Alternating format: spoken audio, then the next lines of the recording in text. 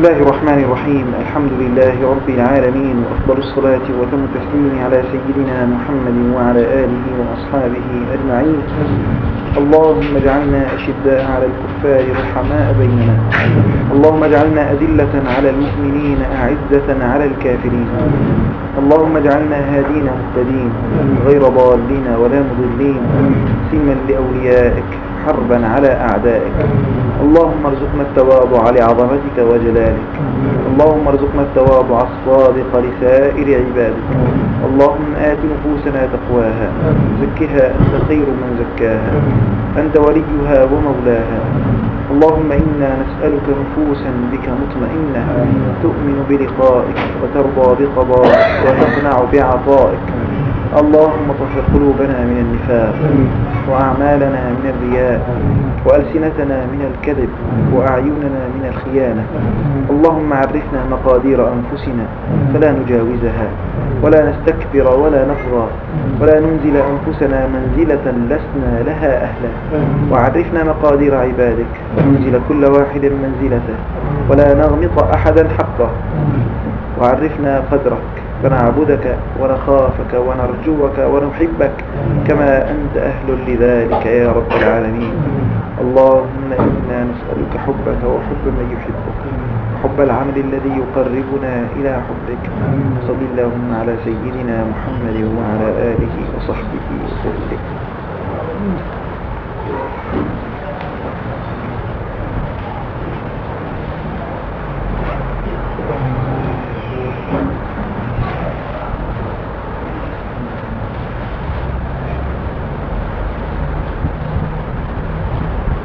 كلانة القول وإطابة الكلام من الآداب الاجتماعية العظيمة التي لها أثر عظيم جدا في إشاعة الحب والوداد بين أفراد المجتمع المسلم، وذلك أن اللسان هو وسيلة التخاطب الأولى بين البشر، فإذا نطق اللسان بالجميل كان بمثابة جواز السفر والتأشيرة التي بها يدخل المرء إلى قلوب الناس.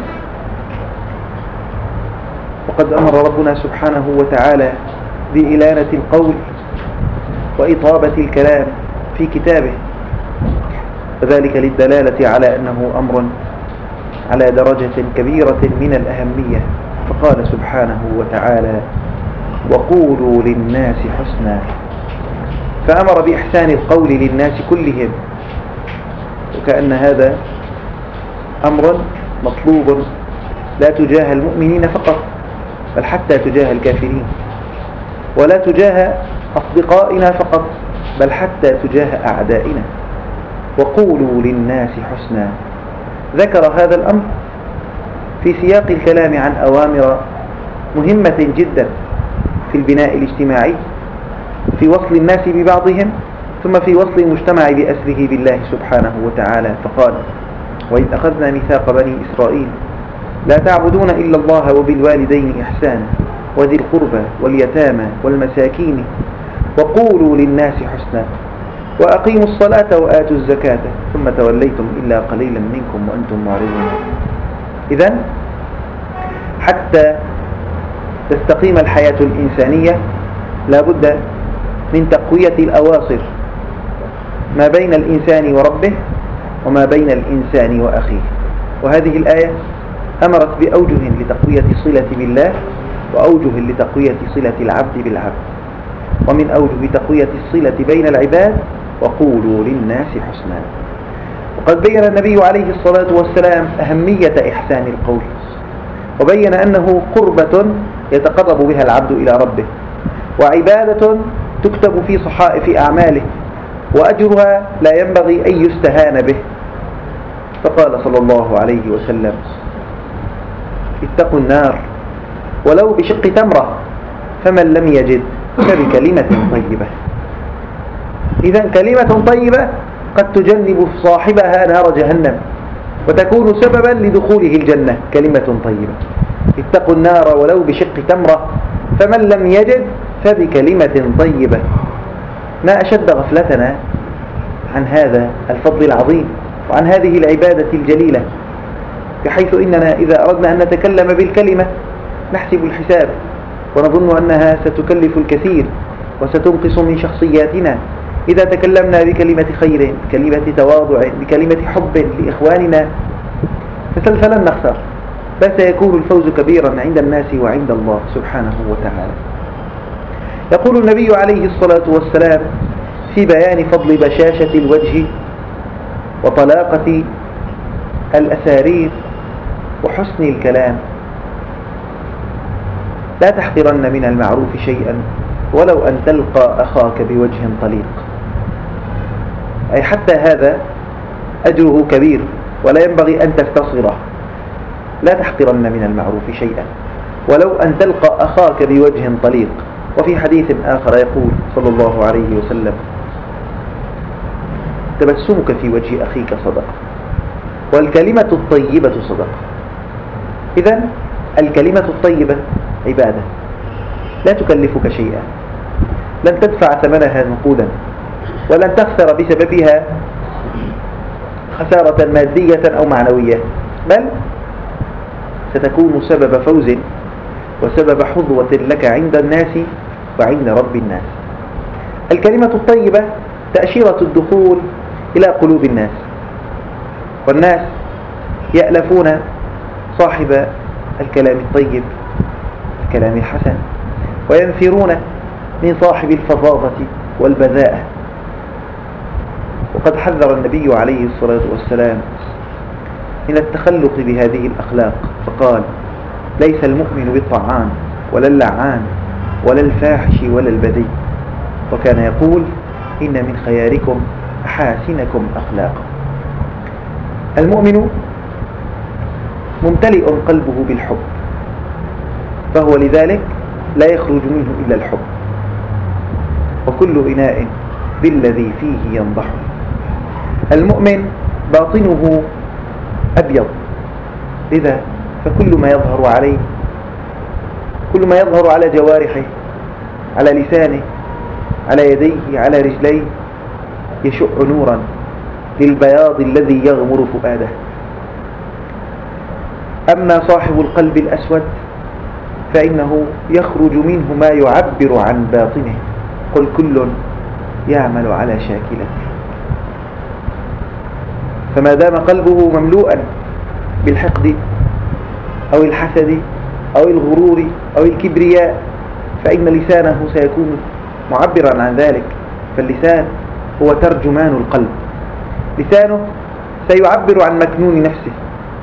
عندما ينطلق لسانه بالبذاءة فإنه يعبر عن قذارة في نفسه، وعندما ينطلق لسانه بالفظاظة فإنه يعبر عن خشونة في قلبه، وعندما يعجز لسانه عن الكلام الطيب فالشعور الطيب مفقود من داخله. الكلام الطيب لا يحتاج إلى تعلم. الطفل الصغير عندما يحب إنسانا يعبر عن محبته له بكل بساطة وفطرية، دون أن يتعلم كلمات المجاملات، ودون أن يتعرف على الآداب الاجتماعية والإتيكيت، إنما يعبر بكل فطرية عن مكنونات نفسه. أما إذا عجز الإنسان عن إلانة الكلام وإحسان القول للناس فإنه إذن يفتقر إلى الحب في باطنه، يفتقر إلى الصفاء في قلبه. لهذا فهو يعجز عن التعبير عن هذه القيم، لأنه لا يجدها ولا يملكها، وفاقد الشيء لا يعطي. هنا نجد كثيرا من الناس يعانون من بذاءة أو فظاظة أو خشونة في كلامهم، وما ذاك إلا تعبير عن الباطن. فما السبيل إلى إصلاح اللسان؟ إصلاح اللسان يبدأ من إصلاح القلب.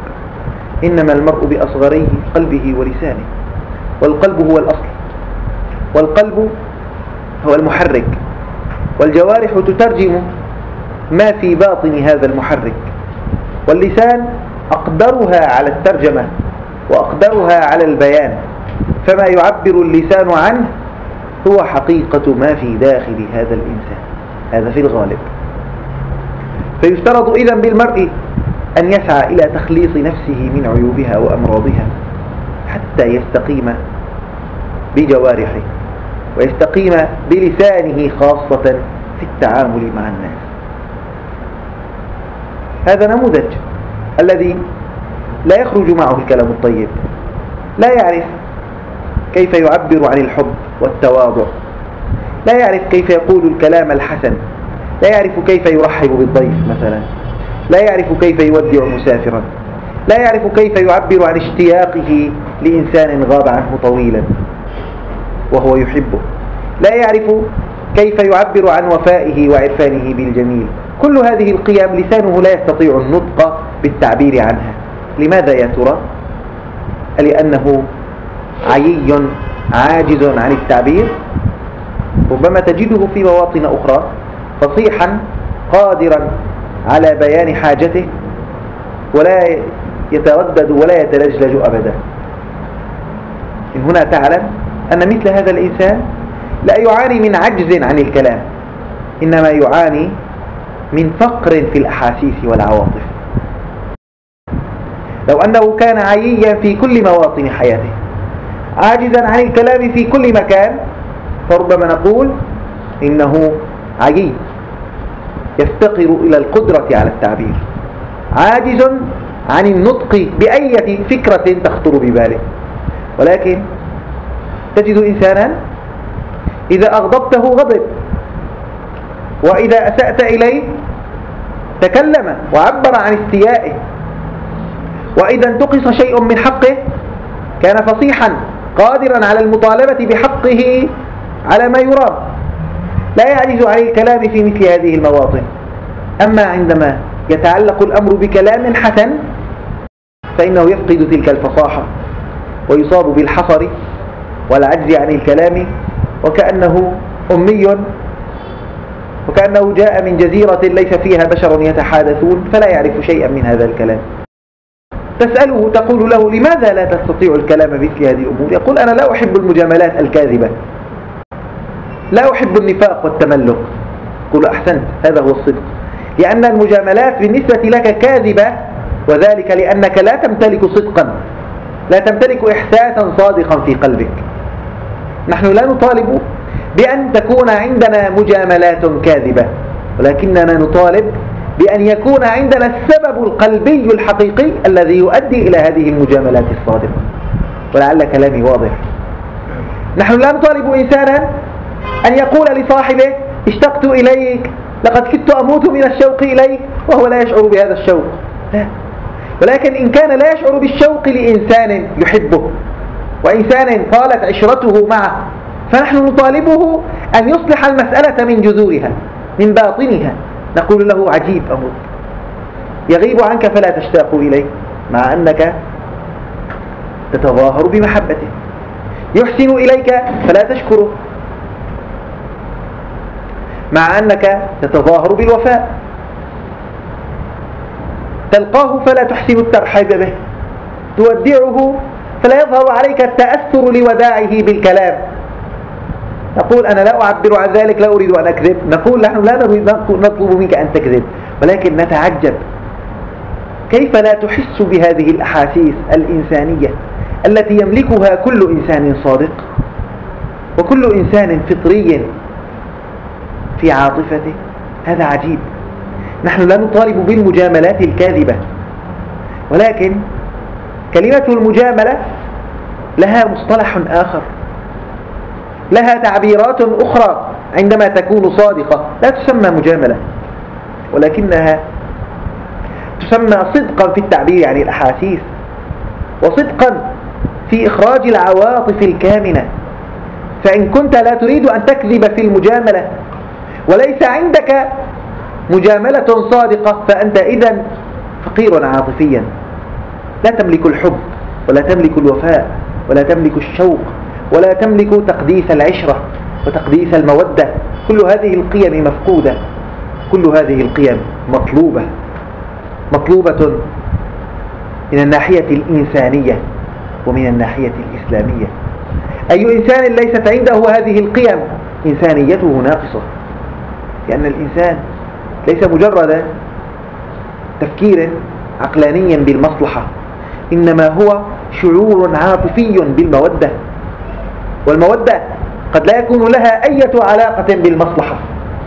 أما إن صرت تفكر فقط من منطلق المصلحة وتتكلم فقط عندما يكون في كلامك مصلحة، عندما تريد تحصيل حق أو دفع ضر، فأنت إذن آلة خالية من الأحاسيس، خالية من المشاعر، وقلبك صار مثل الثلاجة الذي تتجمد فيه العواطف وتموت، مقبرة للعواطف.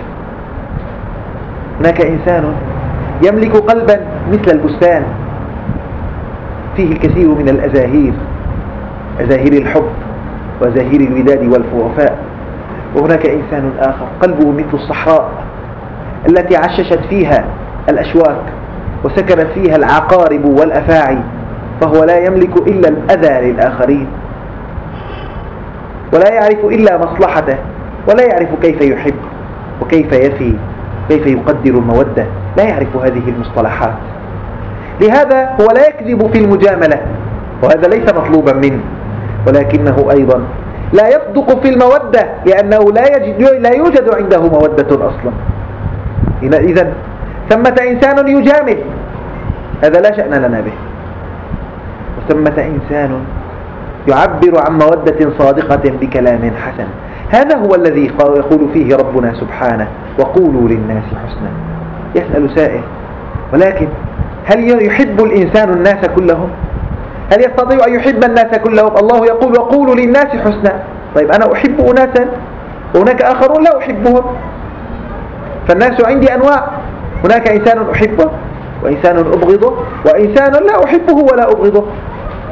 والله يأمرني بأن أقول للناس كلهم حسنا، فهذا يعني أنني سأقول حسنا لأناس لا أحبهم، وهذا مجاملة، وهذه المجاملة كاذبة. كيف نفسر هذا التناقض أيها الأحبة؟ الله يأمرنا بأن نلين القول ونحسن الكلام لكل الناس، وأنت تقول: ولكن أنا لا أحب كل الناس. فكيف نفسر هذا التناقض؟ يقوم إنسان يفسر التناقض بتأويل الآية، فيقول: وقولوا للناس حسنا، أي فقط للمؤمنين الصالحين الذين تحبهم. قولوا لا، الخطأ الذي أدى إلى هذا التناقض في مشاعرنا لا في فهم الآية. كيف يعني؟ الذي يقول أنا لا أستطيع أن أحب الناس كلهم، هذا ناقص الإيمان وناقص الإنسانية، لأن المؤمن الحق يحب الناس كلهم، يستمد هذا الحب للناس من حب الله سبحانه، يحب الناس كلهم على الإطلاق، كما علمنا ربنا سبحانه أن نعامل الناس كلهم بالحب. هذا مثالنا الكبير، سيدنا إبراهيم عليه السلام كان يعامل الناس كلهم بالمودة، وكان يكرم الضيفان المؤمن والكافر. فلما سألوه: لماذا تكرم الضيوف حتى الذين لا تحبهم؟ نراك تكرم من تحب ومن لا تحب. قال لهم: تعلمت ذلك من ربي، فإني رأيته يتابع نعمه على من يحب ومن لا يحب. هذا سيدنا عيسى بن مريم عليه السلام يروى عنه أنه قال: أحبوا أعداءكم، باركوا لاعنيكم، أي خير فيكم إن أحببتم من يحسن إليكم فقط، حتى العشارون يفعلون ذلك. شر الناس وأقدر الناس إذا أحسن إليهم إنسان أحبوه، جبلت القلوب على حب من أحسن إليها. هات مجرما قاطع طريق وضعه أمامي، سوف أقدم له هدية صغيرة، وانظر ألن يحبني ويحسن إلي ويحمي لي المودة؟ لابد، مع أنه شرير، ولكن لماذا يبغضني ما دمت أحسن إليه؟ إذا كنت أنت تحب فقط من يحسنون إليك فأنت لا تتميز بشيء عن هؤلاء الأشرار. إذا أردت أن تتميز عنهم فعليك أن تحب لا من يحسن إليك فقط، بل من يسيء إليك، أن تحب الخلق كلهم. أحبوا أعداءكم، باركوا لاعنيكم. من قال لك لعنة الله عليك فقل له بارك الله فيك. هكذا تصل إلى تمام الخلق الإيماني. وإلى تمام الإنسانية السمحة. أحبوا أعداءكم باركوا لاعنكم. تعلمنا هذا من سيدنا محمد رسول الله صلى الله عليه وسلم الذي أحب الناس كلهم، أحب أعداءه وأحسن إليهم، ولم تسخو نفسه بأن يدعو عليهم بالهلاك والدمار، بل كان دائما يرحمهم ويدعو لهم بالهداية ويدعو لهم بالرحمة. يقول: اللهم اغفر لقومي فإنهم لا يعلمون، اللهم اهد قومي فإنهم لا يعلمون. لا عجب، فقد وصفه الله تعالى فقال: وما أرسلناك إلا رحمة للعالمين. لم يقل رحمة للمؤمنين، بل قال رحمة للعالمين. يكرم المسلم والكافر، يقول لكل الناس حسنا.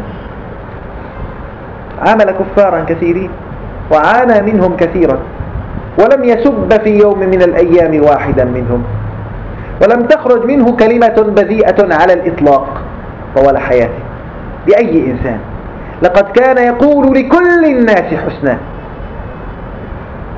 إذن هو صادق في حبه لكل الناس. فأنت لست مطالبا بأن تمثل دور المحب وأن تجامل الناس مجاملة خاوية جوفاء، بل أنت مطالب بأن تحب حتى تلين القول. أنت مطالب بأن تصدق في ودادك حتى ينتج عن هذا الصدق في المودة كلام حسن. فالإصلاح يبدأ من الداخل. إذن وقولوا للناس حسنا هذا مبني على أساس محبة الناس كلهم. كيف؟ ونحن لا نحب الكافرين، نحن لا نحب كفرهم ولا نحب بقاءهم على هذا الكفر، ولكن نحبهم كأشخاص ونحب لهم الخير ونرجو لهم الهداية.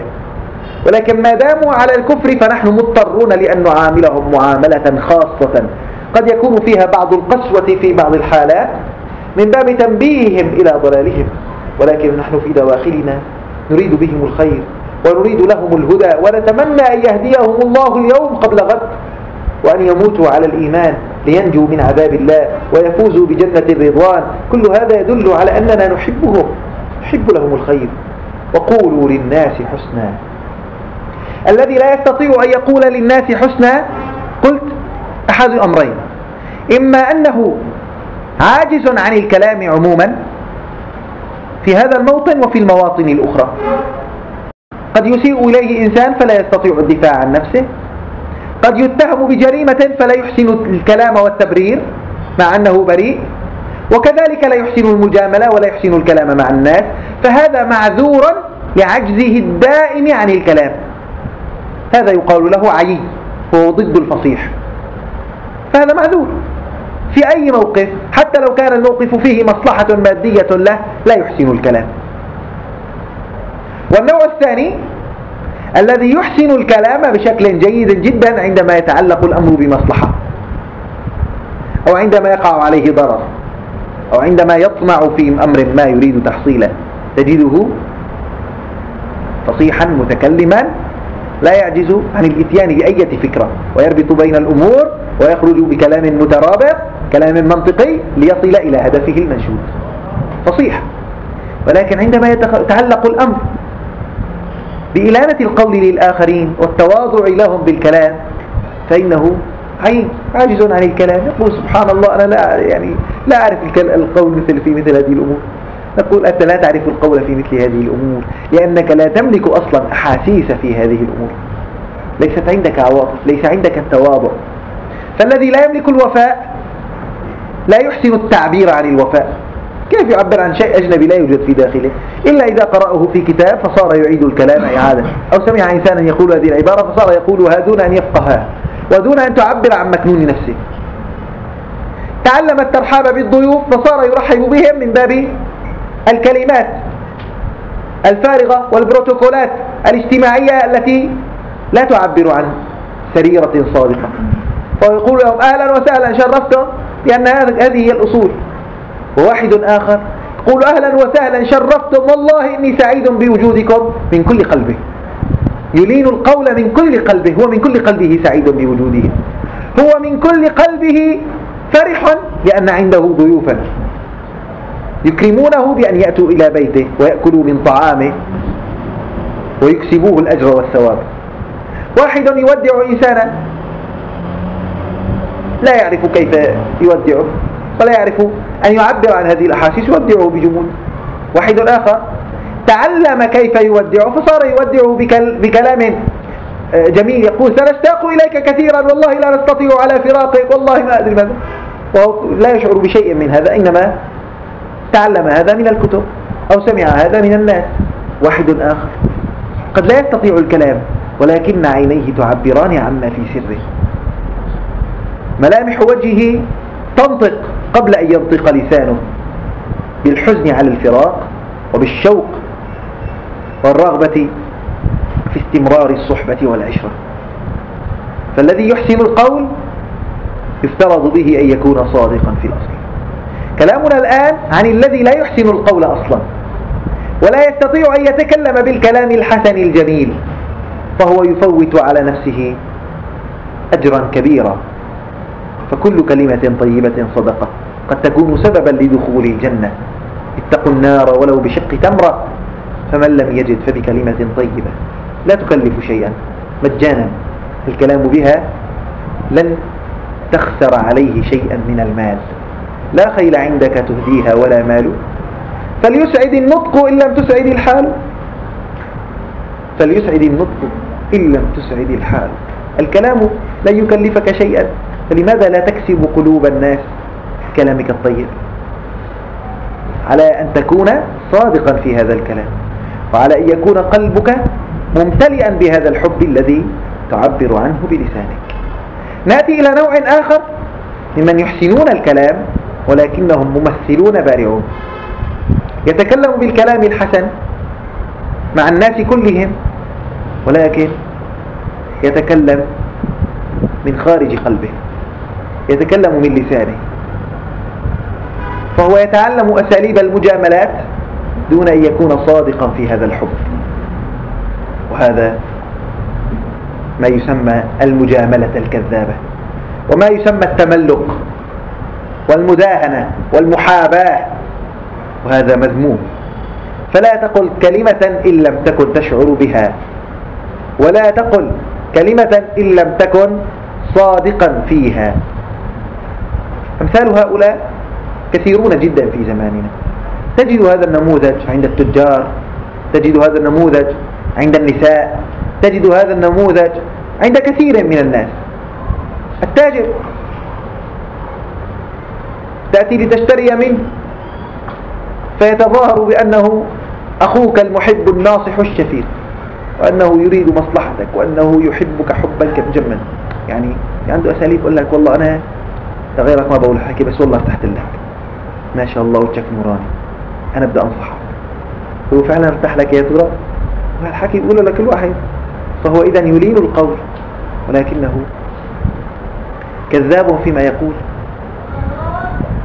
عند النساء كل واحدة تظهر للأخرى أنها أختها المحبة وتفديها بروحها، وفي حقيقة الأمر هي تبغضها وتلعنها في ظهرها أو تلعنها في السر. هلأ كثير نشوف هلأ في كلمات منتشرة هيك على الألسنة، هي كلمات حلوة في الظاهر ولكن ما بتعبر عن صدق. لذلك تدعوني للاشمئزاز والغثيان.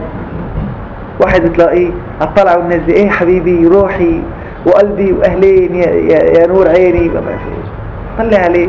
طيب انت منين بتعرفوا هذا حبيبك وقلبك؟ تعرفوا من كل عقلك انه انت حبيبك وقلبك روحك.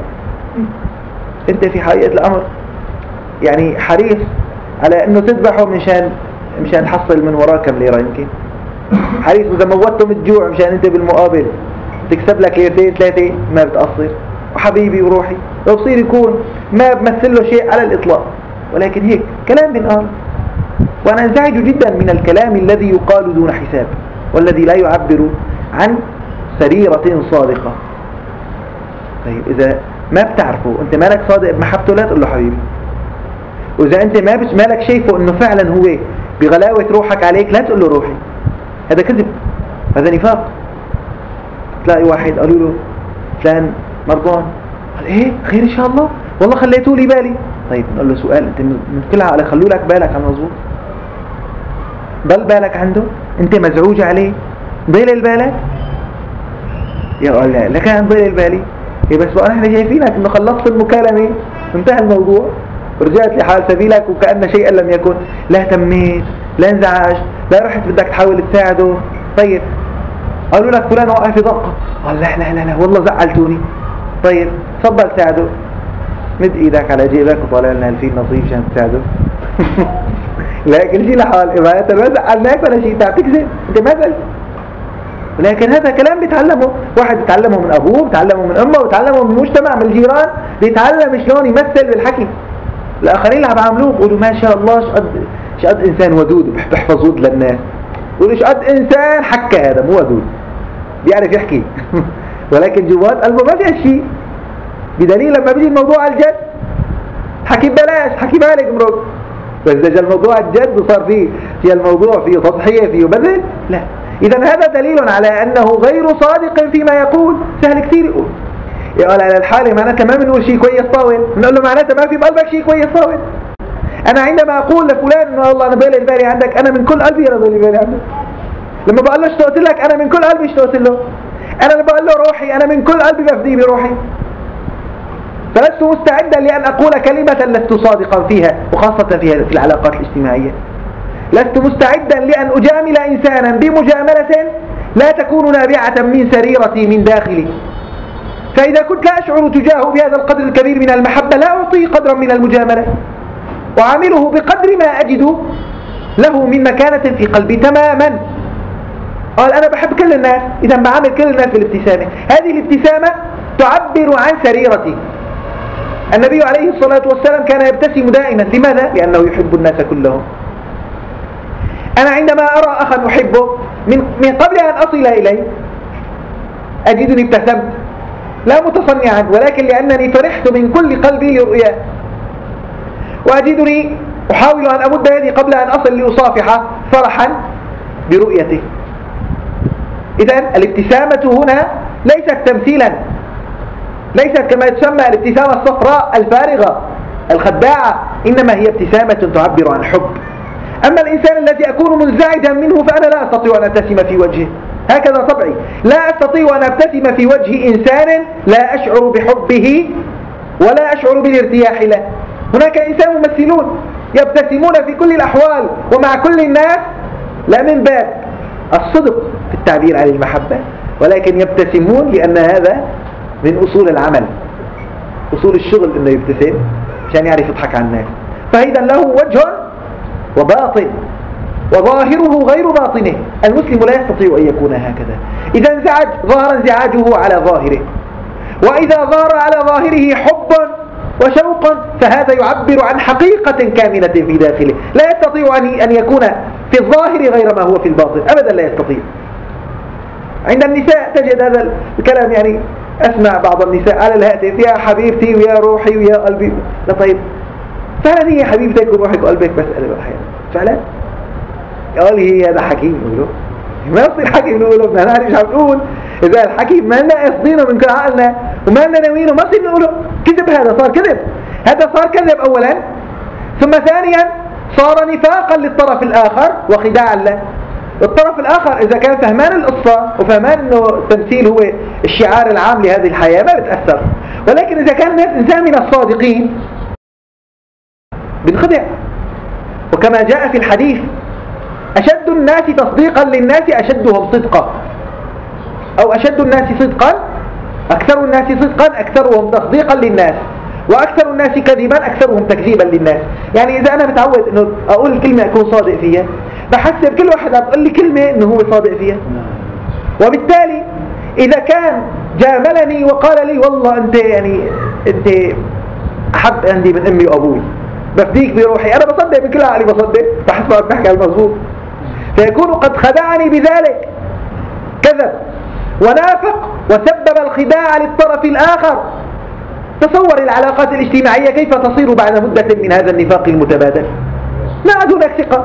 إيش ما قال الواحد إيش أجي يقول لي ما بقى صدقه، حتى لو كان صادقا قد لا أستطيع تصديقه، إلى أنه قبل عدى علي 2000 واحد بكذبه وحكوا حكي كثير طلع آخر الشيء بموقف تصرف معين ظهر أن كل ذلك الكلام كان فارغا. علاقات اجتماعية تدمر من أساسها بسبب الكذب في المجاملات، فقط الكذب في المجاملات. يعني واحد من يوم يقول له والله أنت مثل أخوي بلزمك شيء رأسا، قل لي هذا الزلمة ودائما بقول له الحكي صدق. بيوم من الأيام وقع في ضائقة، أجا واحد يعرض عليه مساعدة يقول له لا، ثاني يعرض مساعدة يقول له لا. ليش؟ بقلبه أنا بدي أروح عند فلان، فلان هذا قال لي زمان يوم كل يوم قال لي أنت مثل أخوي، إيش بلزمك بس تعال. قال لي بروح لعنده بلاقي غير شكل صار. يعني هذاك الحكي غير هذا الفعل، الحكي ببلاش. فهو كان يتكلم. طب إذا أنت مالك مستعد أن تكون على قدر هذا الكلام الذي تقوله، لا تقول طيب ما حدا بجبرك، ما حدا بضرك بإيدك على إيدك، بقول لك جانب، بقول لك نافق، بقول لك كذاب وخادع الآخرين. تكلم بقدر ما تملك في نفسك. انتبهوا إلى بعض الناس مثلا يأتي فيبتسم في وجهه، يرسم ابتسامة، مجرد السماء يدير يعني نص متر برجع وجهه، يعني رسم بكل بساطة وأزال بكل بساطة، مثل مضيفي شركات طيران الطيارة بتبسموا بوجه كل الناس. يقولون ما عطيه وهالعالم كلهم ولبكتور والسفر والروحة والجاية، بس بتبسموا وجهه. وإنهم ما بيعرفوا يمثلوا كويس، بتبسموا ابتسامة بتنتهي بلحظتين، هي المضيفة للسوافة بتنتهي ابتسامة أو المضيف إذا يبتسم زي ظهر وجهه.